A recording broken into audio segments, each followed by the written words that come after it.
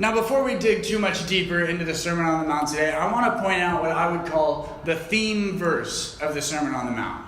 It's Matthew 5, verse 20. It comes immediately before the section that we're going to be covering today. But what might be more important than what comes after it is what comes before it. Now, a few weeks ago, we heard the entire Sermon on the Mount straight through, and Matt's gotten us started into our deeper understanding of the point that Jesus is making with this radical, life-changing text. But let's just take a moment to recap what comes before our theme verse.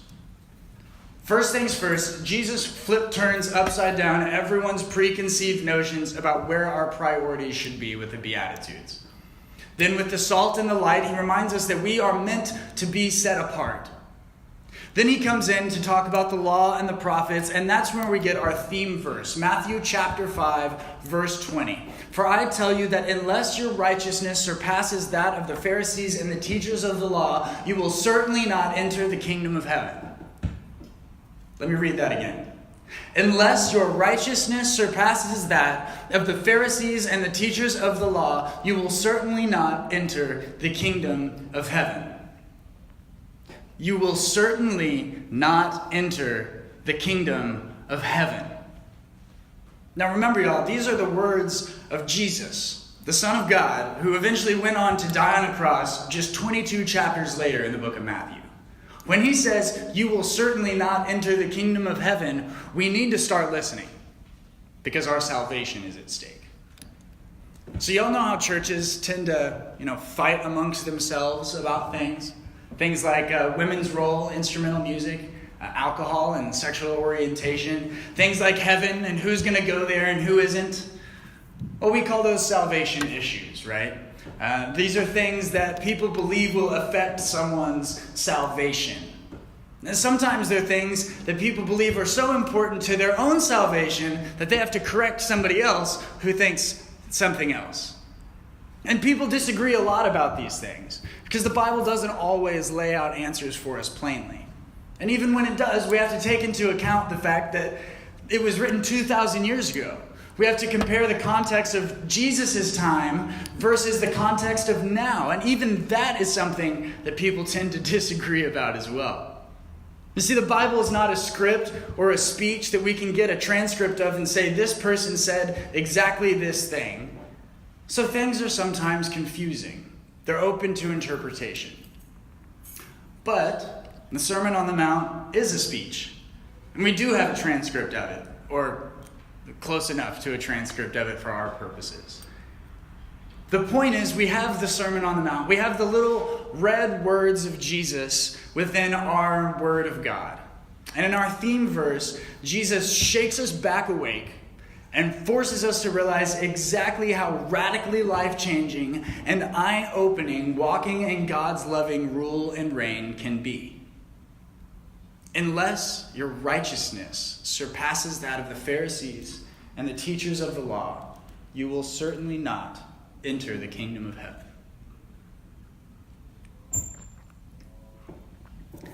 Living, walking, breathing in God's loving rule and reign, as Matt told us last week, is not about legalism. It's not about the Pharisees and the teachers of the law who live and judge by a list of rules. It's not about actions. It's about intention behind the actions, right? It's not about what's seen on the surface. It's about a deep inner goodness that permeates through your entire being and makes itself evident in every aspect of life. That's us being the saltiest salt and the brightest lights, y'all. So in the next few weeks, let's keep in mind the point of the Sermon on the Mount. Deep inner goodness, not legalism. So, of course, the next logical question is, how do we achieve this deep inner goodness? What does it look like? How do we live our lives so that our righteousness can surpass that of the Pharisees and the teachers of the law if it's not about a list of things? Especially in a world where there is a clear list of things. Today we have our lists of laws. The Hebrew people, the Jewish people, had their list of laws. Murder, adultery, divorce, and oaths. These are all things that are clear laws to a Jewish person now or in the time of Jesus. And as he says himself, Jesus' teaching is not to abolish these laws, it's fulfilling them. It's fleshing them out. It's getting the deep inner meaning of them until they seem different, but are really one and the same. So we're comparing and contrasting things here. Specifically, we're comparing and contrasting righteousness. We have Moses' interpretation of the law versus Jesus' interpretation of the law. Each of these sections begin the same way that we're going to cover today. They all begin with, "You have heard that it was said to the people long ago, blank, but I say to you, blank." It's the Pharisees' interpretation of the law versus Jesus' interpretation of the law. It's our interpretation of the law, since we tend to, follow the things that Jesus says to do. Now, these sections are beginning by basically saying, the oppressive guys you think are right might have missed the point. Let's see what it should mean to you. Like you and me. Because Jesus is talking to us here. Jesus is rubbing it in our faces that it's time to pay attention to what's really going on.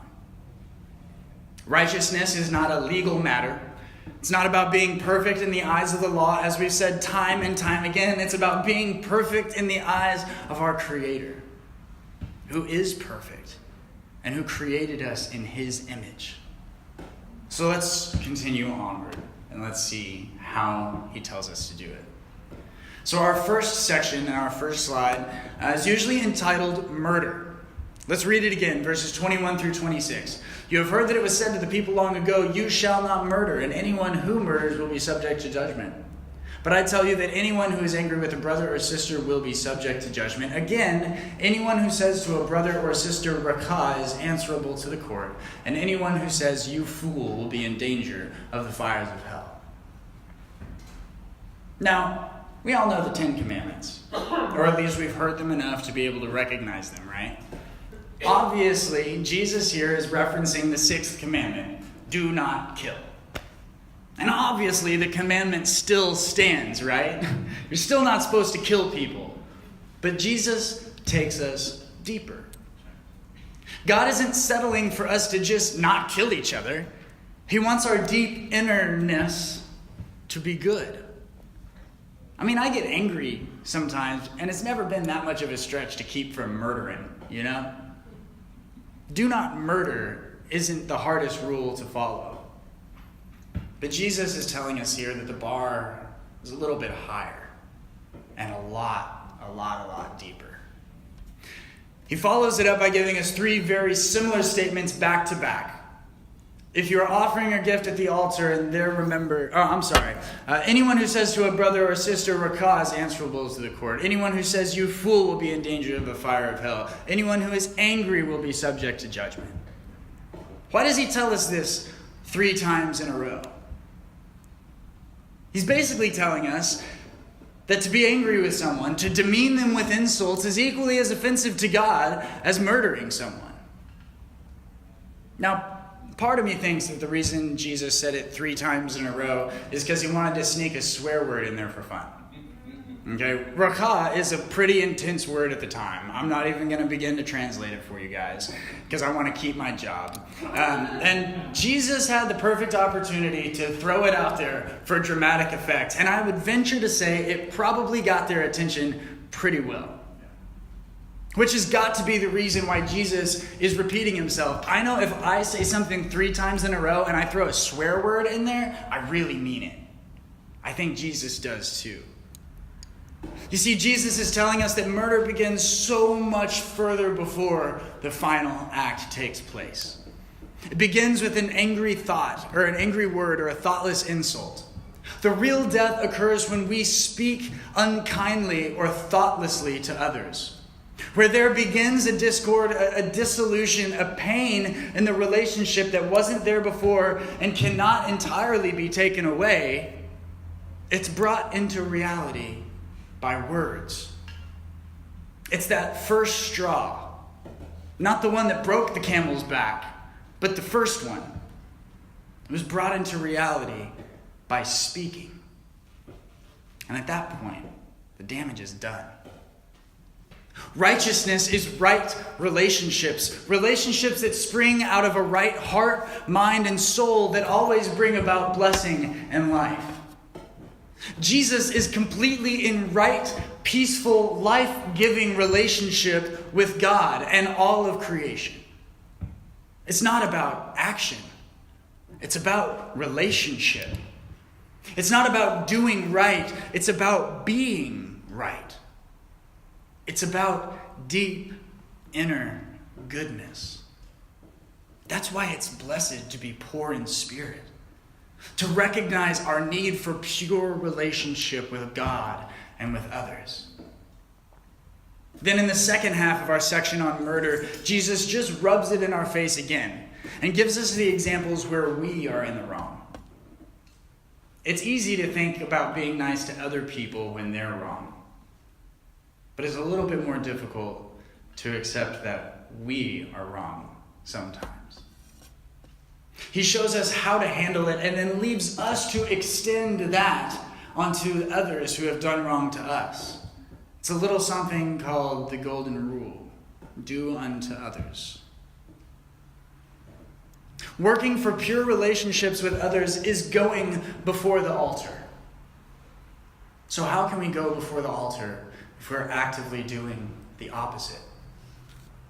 And why would we settle something legally in court when we could settle it relationally on the way? Which again is a microcosm of the entire Sermon on the Mount itself. If you don't pursue reconciliation with the righteousness of Christ, things continually go from bad to worse, even if you try to settle it in court. So how do we reconcile when we find ourselves in this position of being angry and using harsh words? Well, he tells us. He lays it right out for us. We go to the person and we go to them immediately. Our second section is usually titled Adultery, and I'm going to combine it with the next section, which is about divorce, because at the end of the day, the point that Jesus is making is that they are the same. Let's read them again real quickly. You have heard that it was said, you shall not commit adultery, but I tell you that anyone who looks at a woman lustfully has already committed adultery with her in his heart. If your right eye causes you to stumble, gouge it out and throw it away, for it is better for you to lose one part of your body than for your entire body to be thrown into hell. And if your right eye causes you to stumble, cut it off and throw it away, for it is better for you to lose one part of your body than for your entire body to go into hell. And it has been said, anyone who divorces his wife must give her a certificate of divorce. But I tell you, anyone who divorces his wife except for sexual immorality makes her the victim of adultery. And anyone who marries a divorced woman commits adultery. Now, those are sometimes hard to talk about in the church. But let's go ahead and take a stab at it. These statements are in relation to the 8th commandment. Do not commit adultery. But this time, though, the root of adultery is not in the words we speak, as it was with murder and anger, but it's about the thoughts that we have. Jesus is encouraging us to consider that unfaithfulness begins not with the act of adultery, but begins when one looks lustfully at another person. To lust after someone is to view them as an object, usually an object that exists to meet your needs, rather than as a person to respect and to honor as one of God's own children. Right relationships in God's kingdom begin and end with this respect and honor. Relationships that don't start there easily begin to twist and turn and morph into sinful, broken relationships. The act of adultery is not just physical. It has deep and corrupt roots in our innermost being. You see, right relationships in God's kingdom will be concerned about the roots of those relationships. Right relationships are concerned about the deep inner goodness, not just the end resulting acts. We are not truly righteous towards another person if we view them as an object. Even if we continue to treat them in a way that seems okay, we're just hypocrites. To hunger and to thirst for righteousness is to hate that which is evil, even when it's only in our own heads. So again, Jesus rubs our faces in it by suggesting that we cut off body parts if we truly think we cannot keep our thoughts pure because of them. No excuses. Don't blame your hands or your eyes. Instead, cut off whatever is keeping you from having pure relationships so that we can be truly and completely whole in a pure relationship with God. Now, all of this began as a conversation about adultery between a married man and woman. But Jesus broadens it here in a way that makes it applicable to all relationships in the eyes of God. Now, this section on divorce does bring us back to our initial discussion of marital relationships in particular. But you see, marital imagery is used time and time again in the Old Testament to describe God's relationship with Israel. And adultery in this context is Israel seeking out other gods and kings, which, as we know, was the downfall of the nation of Israel. When we are in right relationships, when we are experiencing true, pure relationships with one another, the relationships that we were literally created in order to know and enjoy, then there will be perfect faithfulness, and therefore complete vulnerability, intimacy, and honesty. When a marriage is rooted in faithfulness between husband and wife, it reflects the greater, more perfect faithfulness of God to us. But our relationships, as well as everything else on this planet, are only signs. They're only pointers. They're directing us to the deepest reality, which is God's faithfulness to us. The deepest truth is that God will never be unfaithful to us. He will never leave us. He will never divorce us. Now, some people get caught up on the end of this bit. I remember when I was very young, one of my extended family members got divorced on grounds other than sexual immorality. And some of the people in our family passed judgment because of this divorce that wasn't rooted in a biblical process. So let's look deeper into the context of Jesus' time to understand what really he might be saying about this divorce issue. Now, Deuteronomy 24:1 gives the Jewish people, men in particular, permission to divorce their wives if the woman does not please him or if he finds something objectionable about her. That's how it's worded. Now, of course, that was meant for very extreme things like unfaithfulness on the woman's part or other serious offenses. But as mankind tends to do, we pushed the boundaries as far as we could and we took it too far. By the time of Jesus, good Jewish men were divorcing their wives for reasons as simple as she burned dinner, or I don't think she's as attractive anymore, because technically it fit into this broad description of what allowed for divorce. Some even took it as far as to say that God was actually commanding them to divorce their wives for doing these things that they found unpleasing to themselves. Because it's in the Torah, the book of the one true God. These men, and less often, but still sometimes women, who divorced their spouses for frankly BS reasons in order to be with someone else, are at the end of the day simply adulterers. Because they decided to tear apart what was previously a pure relationship. And remember what we learned about Jesus' words on adultery. The real issue is in the creation and continuation of a pure relationship. If a man divorces his wife so that he can take another, he is undoubtedly an adulterer. But Jesus is trying to tell us that the pureness of a covenant relationship is so important that even when the other partner causes it to fall apart, it still greatly affects both parties. Because the spouse who did not commit adultery is then forced to commit adultery in order to remarry. And remember, at this time it was very rare for a woman to survive long without a husband. Divorcing, whether it's legally or illegally, with the intent to join with another is not righteous. It cannot be a faithful reflection of God's own faithfulness to us. Even entertaining the thought of somehow legally abandoning your spouse is where the unfaithfulness begins. A legal divorce might be where it leads, but when the remarriage is justified on the basis of mere legality, we have not righteousness, but adultery. So before we go to our last topic of the evening, oaths, let's look back on the sections of murder and adultery and divorce. And what do we find? We find that true righteousness is living out the loving rule and reign of God.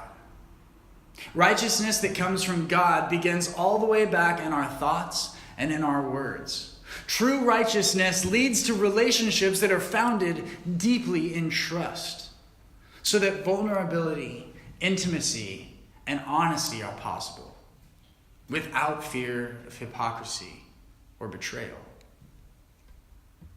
Now, in the section of oaths, Jesus continues to reveal the heart of righteousness. Let's read this section one more time. Again, you have heard that it was said to the people long ago, do not break your oath, but fulfill to the Lord the vows you have made. But I tell you, do not swear an oath at all, either by heaven, for it is God's throne, or by the earth, for it is his footstool, or for Jerusalem, for it is the city of the great king. And do not swear by your head, for you cannot make one hair white or black. All you need to say is simply yes or no. Let your yes be yes, and your no be no. Anything beyond this comes from the evil one. See, guys, this isn't just about swearing. It's about integrity. You see, the Israelites had a system of oaths that would enable people to look trustworthy, but not necessarily accountable to do what they had promised. You see, depending on what you swore by, you are more or less obligated to actually follow through with what you said. So people would swear by things that were lesser than God, because their reasoning was, well, if I break my oath, then at least I'm not bringing God's name through the dirt with me. But Jesus does what he does time and time again in these texts, and he rubs our faces in it. Well, maybe not our faces, but the Jewish people who read this text and heard this sermon knew what he was doing when he referenced Isaiah 66:1. Isaiah 66:1 is what says that the heaven is God's throne and earth is its footstool. He was reminding us that he knows everything, that he owns all of creation, and then feels the need to also remind us that we are powerless on our own. What's the point of swearing upon your own head if you're not even able to change your hair? We are powerless. Then Jesus talks about our yeses and our nos, to have your yes be yes and your no be no. To have that means that there's no slippage between what you say and what you do. You don't appear to be anything other than what you actually truly are. We affirm our abilities, our potentials, our moral priorities with our yeses. And we admit our practical and moral limitations with our no's. Our word is an extension of our inward being. And people are able to see more clearly into who we are when our words and when our actions always correspond, as we trust in Christ Jesus to share with us by the Spirit his very righteousness. Maybe as a cop-out. It is. There's always a yes or a no in there somewhere. Sometimes we don't want to admit that it's no. Sometimes we don't want to admit that it's yes. But maybe as a cop-out. And it always turns into a yes or a no. We're not to be lukewarm, but hot or cold. Now, C.S. Lewis thought a great deal about this God who would love us to complete perfection. And in his book, Mere Christianity, he speaks about this perfectly, and he gives us an image that I want to read to you guys today. I believe we've got these on the slide. C.S. Lewis. When Jesus said, "Be perfect," he meant it.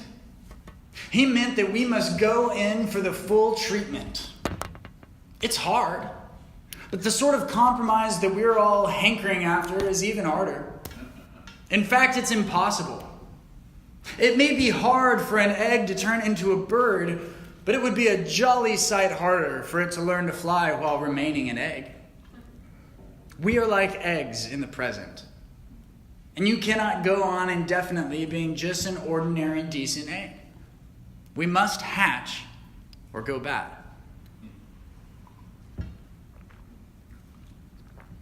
If we let him, for we can prevent him if we choose, he will make the feeblest and filthiest of us into a god or goddess, a dazzling, radiant, immortal creature pulsating all through with such energy and joy and wisdom and love as we cannot now imagine. A bright, stainless mirror which reflects back to God perfectly, though, of course, on a smaller scale. His own boundless power and delight and goodness. The process will be long, and in some parts very painful. But that is what we're in for. Nothing less. What a wonderful picture Lewis draws for us here. He's known to paint beautiful pictures with words.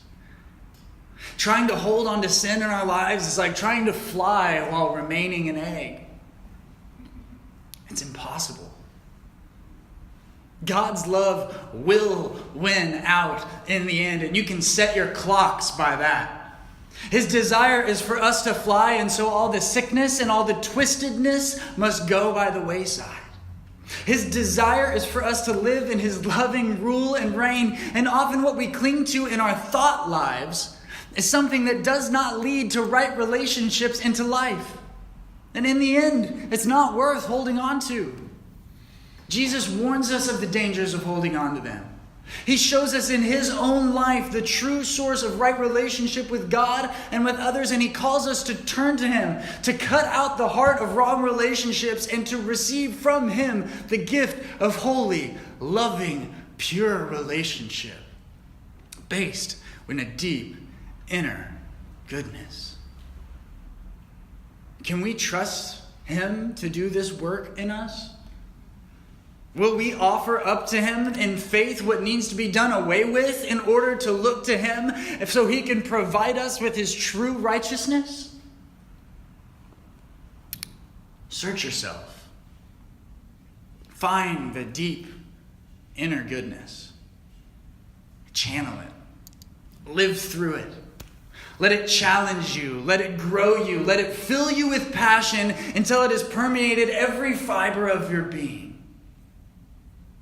Jesus tells us to keep our words and our emotions in check. He tells us to keep our relationships pure and true, to be simple and to be straightforward and to have integrity. He gives us the tools to grow in the grace and the knowledge of our Lord and Savior Jesus Christ. To him be the glory both now and to the day of eternity. Let's stand and sing together.